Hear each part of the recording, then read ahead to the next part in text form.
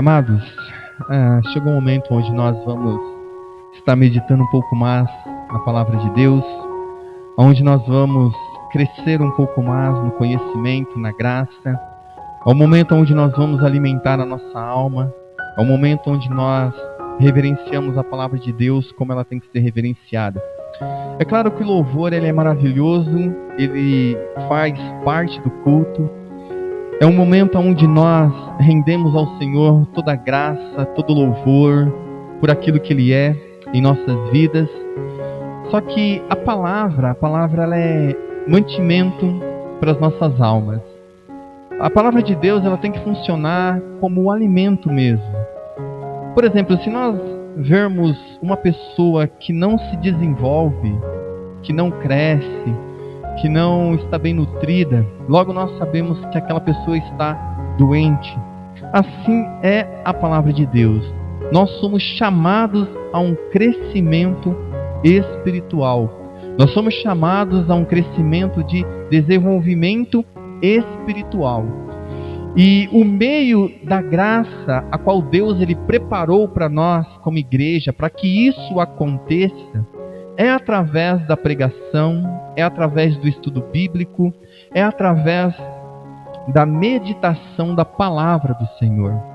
Então, quando nós fazemos isso, quando nós participamos como corpo do culto, ouvindo a palavra, nós estamos fazendo o quê? Alimentando a nossa alma.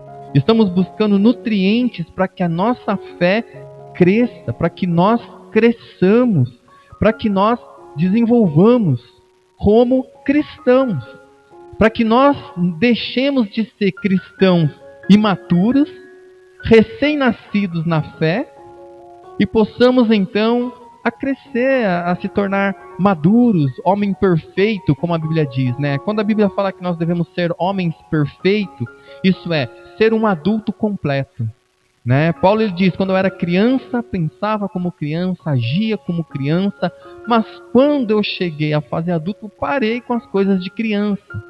Então é natural que no começo da fé, nós pensamos de um jeito, agimos de uma forma, às vezes nós somos influenciados por outros tipos de pregações, por outros meios que se dizem evangélicos, e aí nós passamos a ouvir a palavra, começamos a entender o evangelho, nós começamos a abandonar o miticismo, nós começamos a abandonar as crendices, a religiosidade, nós passamos a abandonar várias coisas que as outras pessoas, por serem imaturas, elas ainda se apegam àquilo. E nós passamos por uma fase de crescimento.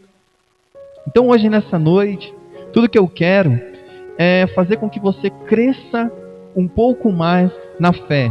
Que o Espírito Santo de Deus, ele possa fazer isso em nossas vidas. Porque eu também tenho que crescer. Não há uma parada. Mas nós temos que sempre estar em movimento, crescendo, adquirindo conhecimento. Para que possamos ter uma fé forte e sólida.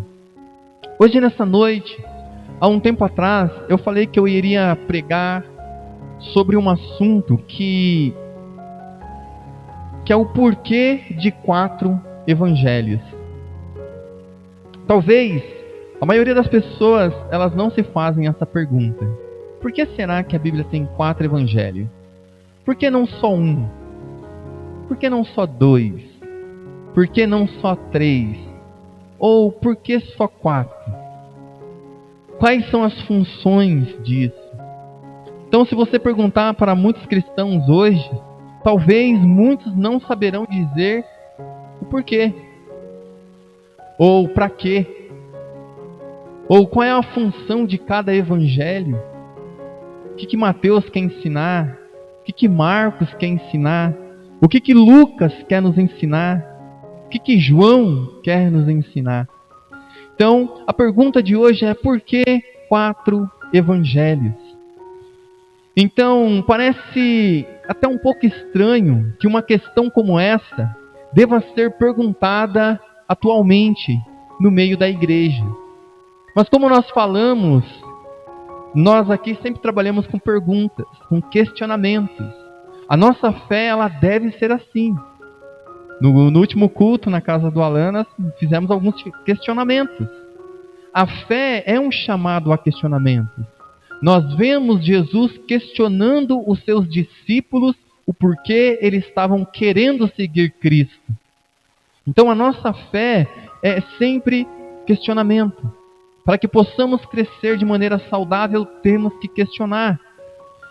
E se nós perguntássemos, como eu falei, para a maioria dos cristãos, o que é evangelho, né?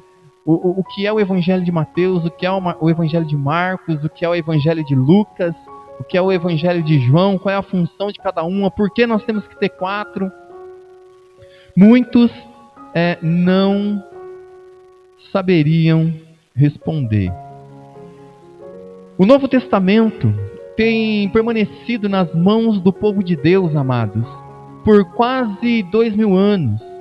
E ainda assim, comparativamente, poucos parecem compreender as características e mensagem dos seus primeiros 4 livros. Nenhuma parte das Escrituras tem sido estudada tão vastamente como foram os 4 evangelhos. Inumeráveis sermões foram pregados a partir deles. E as divisões, a cada 2 ou 3 anos de cada um dos evangelhos, é escolhido como assunto para estudos em nossas escolas dominicais. No entanto, amados, o fato permanece que os estilos e características particulares de Mateus, Marcos, Lucas e João são raramente percebidos, mesmo por aqueles mais familiares com os seus conteúdos. Porque a pergunta então surge: por que 4 evangelhos? Não parece que passou pela cabeça de muitos cristãos fazer uma questão como esta? Que nós temos 4 evangelhos, cujo assunto é o ministério terreno de Cristo. Isto é universalmente, amados, aceito. Porém, questões como por que temo-los, o que cada um pretende ensinar, quais são as suas características peculiares, quais são as suas belezas distintas, estas são menos destacadas ainda, e menos ainda apreciadas pelos cristãos. É como aquilo que nós fizemos há um tempo atrás no livro de Romanos. Sabe, você pegar o livro e ver as belezas contidas ali, cada tesouro, em cada palavra, em cada frase, em cada expressão, ver a beleza de cada capítulo por completo, cada doutrina ensinada, esmiuçada pelo apóstolo Paulo. Assim também nós devemos fazer com toda a Bíblia, principalmente com os evangelhos. Nós temos que resgatar esse apreciamento pela palavra de Deus, ver a sua beleza. É como nós falamos, um quadro, ele só é belo quando a pessoa ela entende de pintura. Se levar nós, leigos, diante de uma pintura lá no museu, nós vamos falar um monte de rabisco. É um rabisco para lá, é um rabisco para cá, é uma cor que quer dizer isso, eu não entendo, é confuso. Mas quando você pega alguém que estuda a arte de fato do quadro, ele fica maravilhado. Ele consegue sentir a emoção. Ele consegue entender o que o artista está transmitindo naquele quadro. E para nós leigos, é um monte de rabisco. Quando você pega uma sinfônica, como nós falamos, é horas e horas. E para nós, malemar nós conhecemos aquela partezinha que toca ali no carro do gás. Mas quando nós vamos ver, é uma peça enorme de quase 8 horas. Caramba! Então, as coisas belas são para aqueles que amam aquilo. Então, quando nós estamos falando da palavra de Deus, nós costumamos dizer que a palavra de Deus são cartas de amor de Deus para nós. Deus está deixando para nós o tesouro maior que poderíamos ter. Deus está dizendo assim para nós: olha, tudo que vocês precisam saber sobre mim está aí. Tudo que eu quero que vocês façam para mim está aí. Tudo que eu quero que vocês entendam a respeito da fé está contido aí. Se deleciem nelas. Amem a palavra de Deus. Faça da palavra de Deus algo precioso para você. Então, amados, nós temos que perceber então cada mínimo detalhe da palavra do Senhor. Temos que apreciá-la. Porém, amados, é verdade que cada um dos 4 evangelhos tem muito em comum no seu conteúdo geral. Todos eles lidam com o mesmo período da história. Cada um registra os ensinamentos e milagres do Salvador. Cada um descreve a sua morte e ressurreição. Mas, enquanto os 4 evangelistas têm muito em comum, eles também têm suas próprias peculiaridades, amados. E é notado suas variações, que somos levados a ver seus verdadeiros significados e estilos. E apreciar, amados, suas perfeições.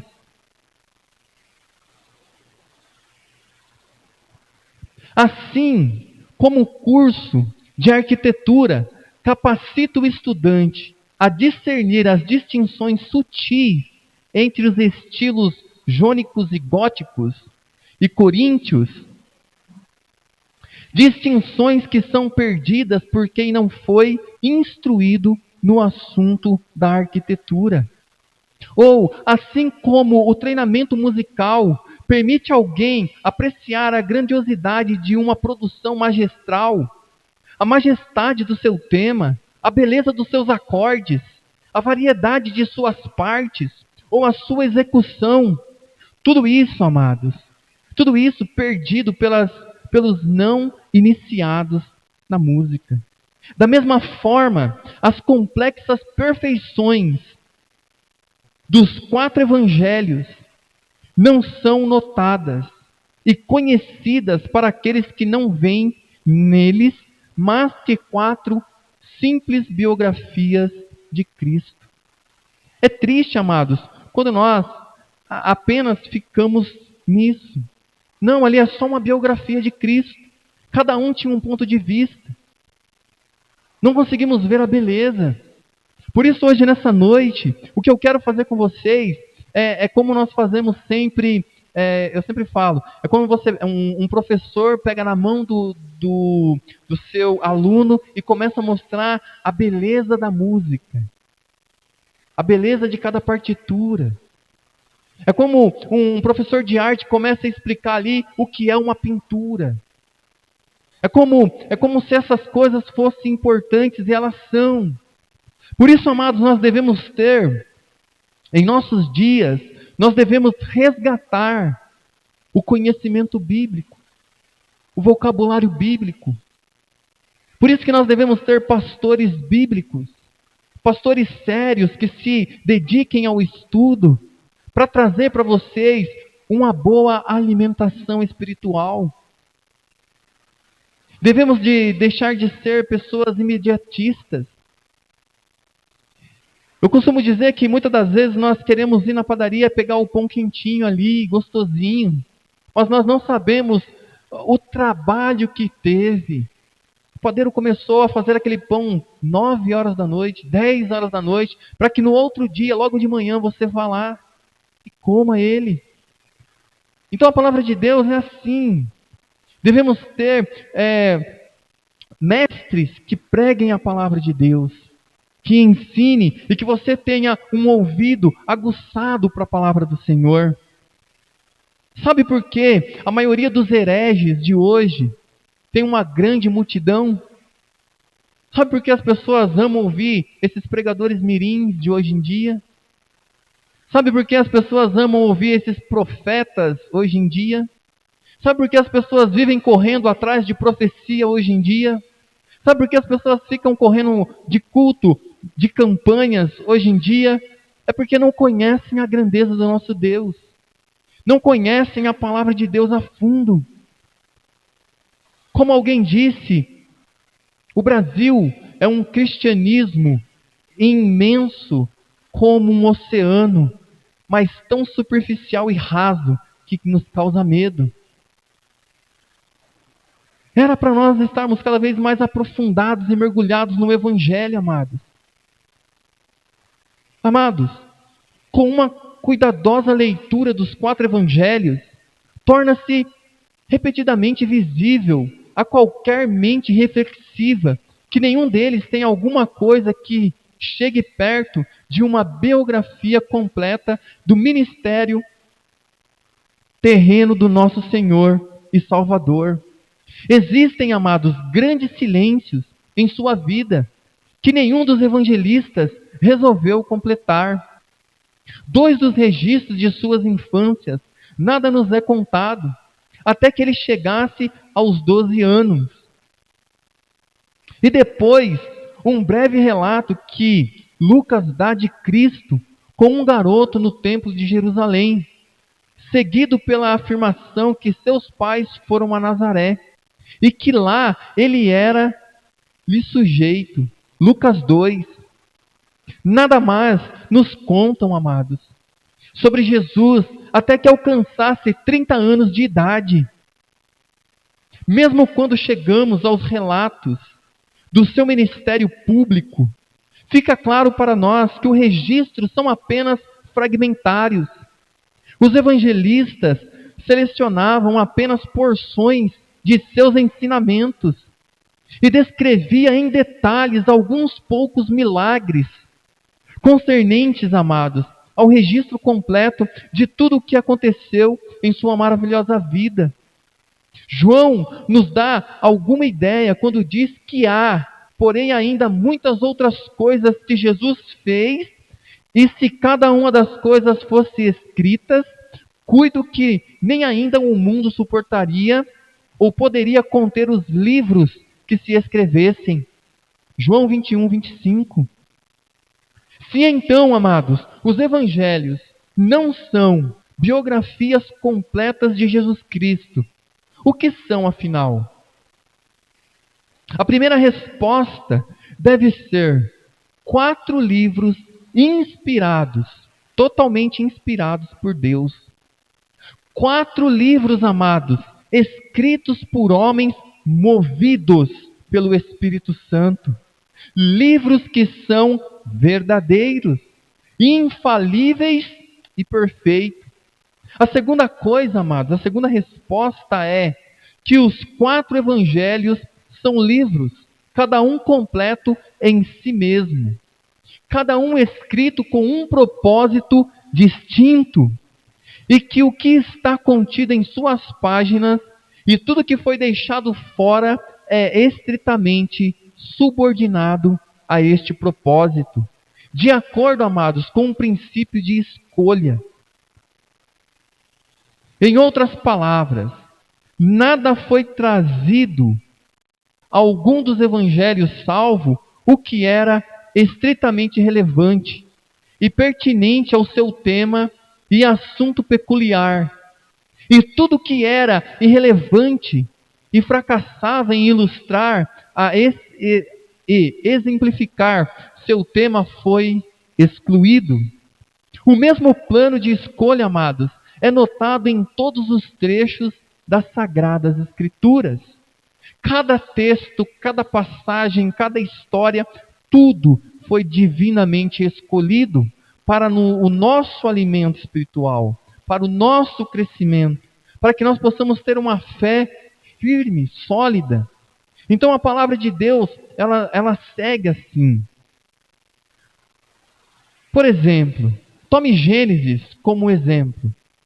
Porque os primeiros 200 anos de histórias são breves, delineados em seus 11 primeiros capítulos. Já se perguntou sobre isso? E os próximos 300 anos são espalhados pelos 39 capítulos restantes. Por que é dito tão pouco sobre os homens que viveram antes do dilúvio? Enquanto as vidas de Abraão, Isaque, Jacó e José são descritas com uma precisão de detalhes. Porque ao Espírito Santo pareceu bem descrever com uma extensão maior as experiências de José no Egito que o relato da criação. São perguntas que devemos fazer, amados. Pegue novamente os livros históricos. Um grande tratado nos é dado a respeito das experiências variadas dos seus descendentes de Abraão. Mas temos poucas notícias de poderosas nações contemporâneas a eles. Porque a história de Israel é descrita com tamanha extensão pela palavra de Deus, e a história dos egípcios, hititas, babilônicos, persas e gregos é quase inteiramente ignorada nela. A resposta a todas essas perguntas, amados, é que o Espírito Santo selecionou apenas o que servia aos seus propósitos e para os nossos propósitos. O propósito de Gênesis, amados, é explicar-nos a origem desta nação que ocupa um lugar tão proeminente nos textos do Antigo Testamento. Assim, amados, o Espírito Santo atravessa rapidamente, como vemos, os séculos antes de Abraão nascer. E então prossegue descrevendo em detalhes as vidas dos patriarcas, de quem nasceriam a nação escolhida. O mesmo princípio está em vigor em outros livros do Antigo Testamento, porque o Espírito Santo está narrando as relações de Deus com Israel. As outras grandes nações da antiguidade são grandemente ignoradas. E somente, amados, aparecem quando estão diretamente ligadas ao povo das 12 tribos de Israel. Amados, também é assim como os 4 evangelhos. Cada um dos evangelistas, amados, foi guiado pelo Espírito Santo a registrar somente o que serviria para descrever Cristo nas suas características particulares, em que ele devia ser visto, e o que não tinha relação com a característica particular foi deixado de fora. O que quero dizer se tornará mais claro à medida, amados, que nós meditarmos sobre os 4 evangelhos. Então a pergunta é: por que 4 evangelhos? Por que 1 ou 2 não são suficientes para dar uma apresentação perfeita das variadas glórias de nosso bendito Senhor? Por que só 1 evangelho não foi escrito? Por que não só 2? Será que não era suficiente só 1? Por que temos que ter 4 contando muitas das vezes a mesma história? A mesma parte? Assim, amados, como nenhum dos tipos de Cristo do Antigo Testamento, como exemplo, Isaac e José, Moisés ou Davi, nos dá um exaustivo presságio de nosso Senhor Jesus Cristo, nenhum dos 4 evangelhos apresenta um retrato completo das múltiplas excelências de Cristo. Assim como 1 ou 2 dos grandes sacrifícios ensinados por Deus para Israel, em Levíticos 1:6, não poderiam por si mesmos representar a multifaciado sacrifício de Cristo.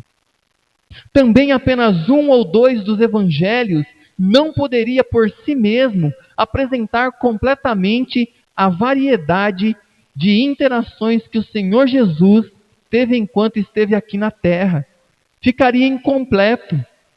Resumindo, amados, os 4 evangelhos apresentam-nos Cristo como cumprindo 4 ofícios distintos.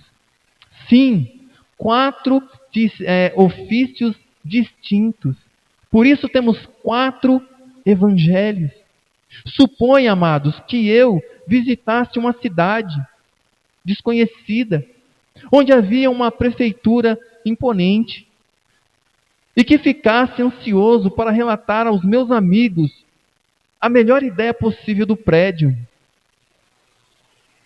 O que eu faria então? Usaria a minha câmera para tirar 4 diferentes fotos da prefeitura, uma de cada lado dela. E então os meus amigos seriam capazes de ter uma concepção completa de sua estrutura e beleza. Por exemplo, se eu tirasse apenas uma foto da frente da prefeitura, eles não teriam a dimensão completa. Faltaria uma visão das laterais. Então, para que esses meus amigos pudessem ter uma visão completa da prefeitura ou daquele prédio, eu teria que tirar uma foto de cada local. Assim é o Evangelho. Cada Evangelho nos mostra uma face de Cristo, um ofício de Cristo. E só podemos tê-lo por completo se conseguimos enxergar tudo isso em cada um dos Evangelhos. Então, amados, suponhamos que eu visitasse então essa cidade com essa prefeitura e fizesse isso. Isto é exatamente o que temos nos 4 evangelhos. Falando com reverência, podemos dizer que o Espírito Santo fotografou o Senhor Jesus de 4 ângulos diferentes para que nós pudéssemos ter uma visão completa dele. Vendo em 4 relacionamentos, amados, diferentes, apresentando como cumprimento perfeitamente as responsabilidades dos 4 ofícios a qual ele veio realizar na terra. E é impossível ler os evangelhos de uma forma inteligente e entender suas variações, apreciar os seus detalhes, tirar tudo o que podemos, a não ser que o leitor perceba exatamente de que ângulo cada evangelho em separado está vendo Cristo e nos apresentando Ele. Que relacionamento particular Mateus ou Marco apresentam Jesus desempenhando? É uma pergunta para você nessa noite. Talvez você nunca se perguntou. Que Jesus, que ofício Mateus apresenta para nós? Que Jesus, que ofício, que característica Marcos representa Jesus para nós? Que característica, que ofício Lucas apresenta Jesus para nós? Então só assim podemos então montar uma visão completa de Cristo e ver a sua glória, a sua beleza, a sua majestade, o seu poder, os seus ofícios por completo. Por isso, amados, que eu sempre falo que a nossa geração tem se perdido muitas coisas por causa disso. Somos a geração de frases curtas, de palavras abreviadas. Somos uma geração que tem perdido a amplitude das coisas. Somos uma geração superficial e rasa. Somos uma geração que não consegue se aprofundar em assuntos relevantes da fé. Por isso que nós falamos assim, eu posso muito bem chegar e falar assim, olha, é só você crer em Cristo Jesus e você será salvo. Beleza? Beleza. Mas e aí? Para por aí? Não para. É como nós falamos, sempre tem que haver algo mais. O nosso conhecimento em Cristo, ele sempre é aprofundado. Porque se eu pergunto para você, você crê em Cristo? Se você crê em Cristo, você vai ser salvo. Você crê nisso? Creio. Mas no que você crê em Cristo? Não sei. Então veja que é sempre importante termos o conhecimento completo das doutrinas. É claro que para nós que temos um conhecimento amplo, quando nós reduzimos algo em uma frase, aquela frase ela tem uma amplitude maior. Não é verdade? Quando nós vemos algumas pequenas siglas, nós entendemos. Por quê? Porque já nós conhecemos a sua amplitude, não é verdade? Se nós colocamos lá SOS, as pessoas sabem que é um pedido de socorro. Mas se você não soubesse que era um pedido de socorro e alguém colocasse SOS na sua frente, e aí? Não é assim? Sei o que significa. Ah, crê em Senhor Jesus e você vai ser salvo. Beleza, eu creio. Aí você pergunta, mas no que você crê, meu amigo? Eu creio em Jesus. No que você crê, meu amigo? Não, eu creio em Jesus. Mas o que você crê? Do que? É por isso que temos pessoas enganadas hoje em dia. Porque o Jesus que é apresentado não é o Jesus das Sagradas Escrituras. Por isso, amados, que quando nós falamos disso, nós temos que estar diante dos 4 evangelhos e entender a sua amplitude. Entendermos o quão grande ele é. Entendermos os seus ofícios. Entendermos a sua estrutura e beleza. Isto é exatamente o que temos então nos 4 evangelhos. Falando com reverência, podemos dizer que o Espírito Santo, amados, fez esse trabalho para nós, para que nós pudéssemos ter uma visão panorâmica de Cristo. Pudéssemos vê-lo de todas as partes. Pudéssemos entender que de fato Ele é grande, Ele é Senhor, Ele é Rei. Então cada detalhe, amados, podemos tirar cada detalhe dos evangelhos, de Mateus, Marcos, Lucas, e entendermos a grandeza do nosso Senhor. Os 4 evangelhos, amados, igualmente apresentam-nos a pessoa e a obra do Senhor, bendito Salvador Jesus Cristo. Mas cada um vê de uma maneira distinta. É Ele realizando a sua obra, mas cada um deles mostra qual ofício Cristo estava executando. Mas cada um vê de uma maneira distinta.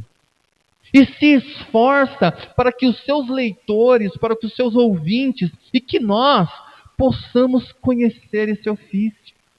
Então, quando nós estamos olhando Mateus, Mateus está se esforçando para mostrar Cristo para nós.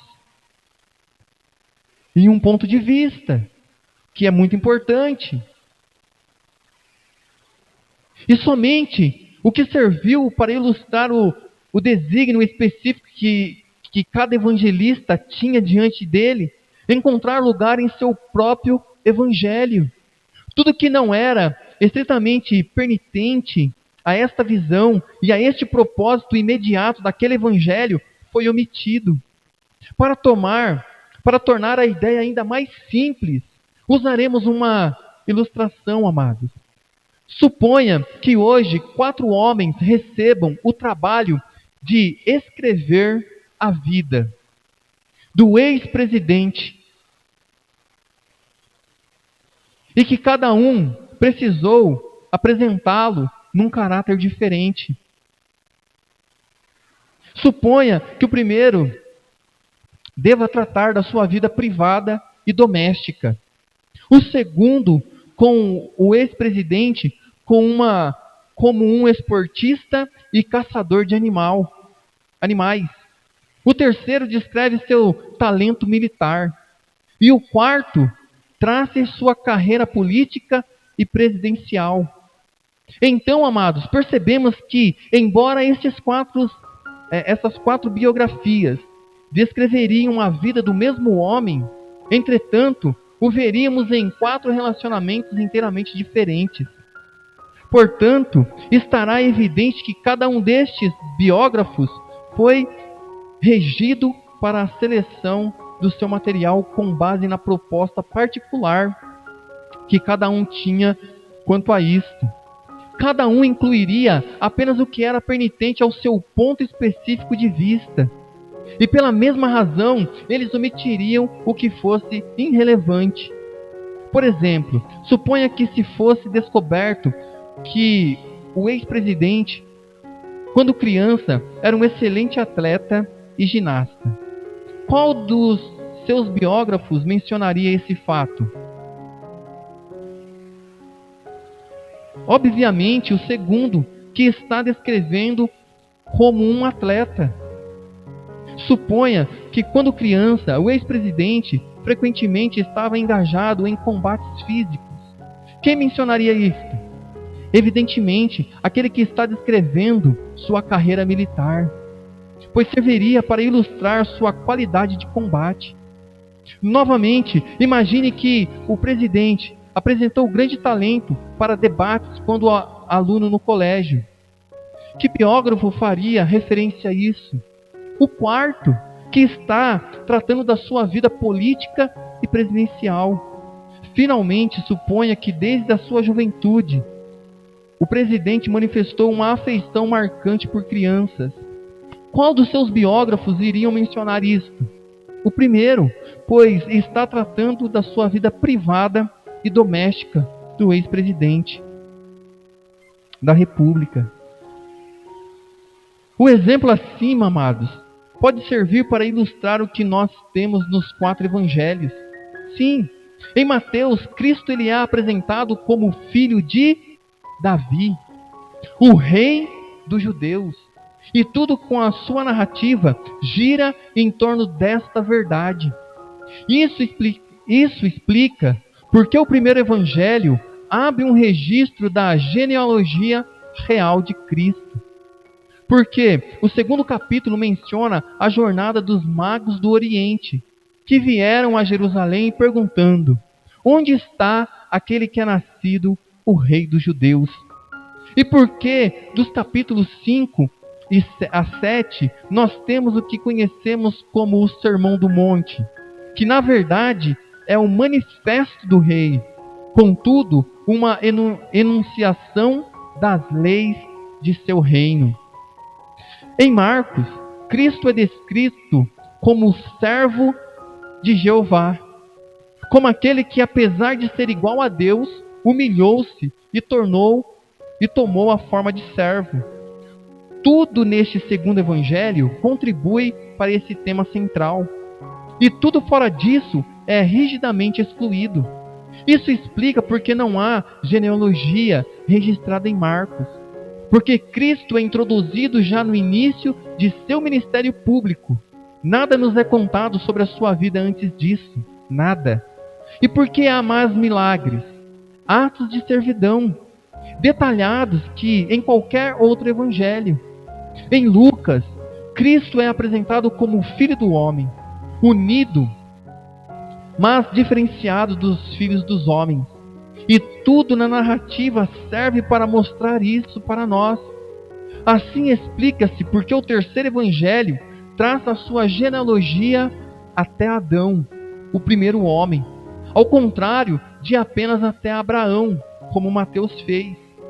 Porque, como o homem perfeito, ele é visto frequentemente em oração, e porque os anjos são vistos ministrando sobre ele, ao invés, amados, de comandados por ele, como acontece em Mateus. Em João, Cristo é revelado, amados, como o Filho de Deus. E tudo neste quarto evangelho é feito para ilustrar e demonstrar este relacionamento divino. Isso explica porque, no versículo de abertura, somos levados de volta a antes de o tempo começar e somos apresentados a Cristo como o Verbo. Diz assim: no princípio, com Deus. E Ele mesmo expressamente declarado sendo Deus. Esse é o porquê temos aqui tantos de seus títulos. Devíamos, amados, divinos, como o Filho unigênito do Pai, o Cordeiro de Deus, a luz do mundo e outros. É por isso que nos é contado aqui que a oração deve ser feita em seu nome e que o Espírito Santo será enviado pelo Filho, bem como também pelo Pai. É um fato marcante que esta apresentação quádrupla de Cristo nos Evangelhos foi especificamente indicada através dos profetas do Antigo Testamento. Novamente, amados, entre as muitas profecias do Antigo Testamento estão aquelas que falam do Messias vindouro com o título de O Renovo. A partir daí podemos selecionar 4 correspondências exatas com a maneira em que o Senhor Jesus é visto, respectivamente, em cada um dos 4 evangelhos. Amados, em Jeremias 23:5, lemos assim: Eis que vem dias, diz o Senhor, em que levantarei a Davi um renovo justo, e sendo rei, reinará e agirá sabiamente, e praticará o juízo e a justiça na terra. Essas palavras, amados, servem como uma luva para o evangelho, para o primeiro evangelho de Mateus. Em Zacarias 3:8, lemos: Eis que eu farei vir o meu servo, o renovo. Estas palavras talvez cairiam bem como um título para o segundo evangelho, o evangelho de Marcos. Em Zacarias 6:12, lemos: Eis aqui o homem cujo nome é Renovo. Ele brotará do seu lugar e edificará o templo do Senhor. Não precisamos apontar como isso corresponde exatamente à característica de Cristo por Lucas.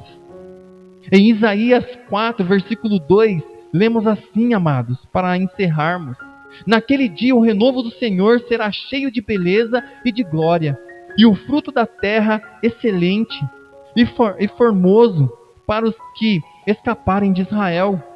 Assim, essas últimas citações de predições messiânicas, que falam daquele que havia de vir sobre a figura do renovo, ajusta-se exatamente com o 4º evangelho de João, que retrata o nosso Senhor Jesus Cristo como Filho de Deus, o unigênito do Pai. Amados, como é maravilhoso ver essas belezas, ver essas glórias diante dos nossos olhos, não é verdade? Então, para encerrarmos, porém, não apenas as profecias do Antigo Testamento antecipam os 4 ofícios que Cristo manteve na terra, mas o Antigo Testamento tipifica também prenúncios dessa divisão em 4. Em Gênesis 2:10, lemos assim: E saía um rio do Éden para regar o jardim, e dali se dividia e se tornava em 4 braços. Repare cuidadosamente na palavra dali. No Éden, o rio era um, mas dali se dividia e se tornava em 4 braços. Deve haver algum significado profundamente oculto nisso, pois por que contar-nos-iam quantos braços o rio tinha?